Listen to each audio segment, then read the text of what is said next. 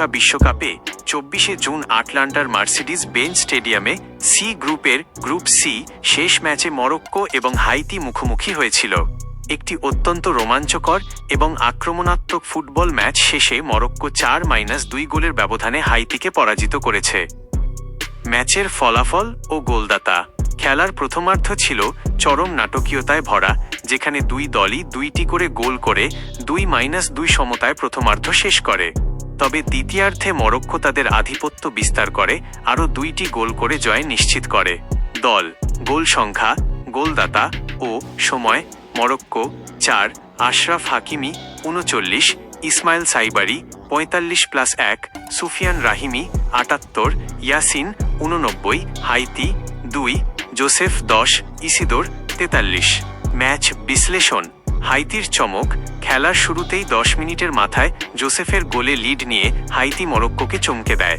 43 মিনিটে ইসিদোরের দুর্দান্ত একটি স্ট্রাইক, যা টুর্নামেন্টের অন্যতম সেরা গোলের দাবিদার হাইতিকে আবারও 2-1 ব্যবধানে এগিয়ে নিয়েছিল।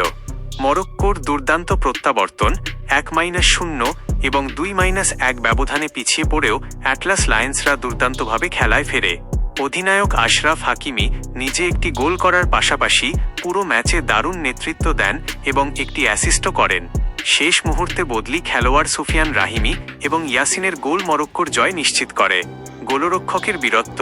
হাইতির 38 বছর বয়সী অভিজ্ঞ গোলরক্ষক জনি প্লাসিডে, যিনি এই ম্যাচের পর আন্তর্জাতিক ক্যারিয়ারের ইতি টানছেন, বেশ কয়েকটি অসাধারণ সেভ, মোট 8টি সেভ করে মরক্কোকে আরও বড় ব্যবধানে জয় পাওয়া থেকে আটকে রাখেন।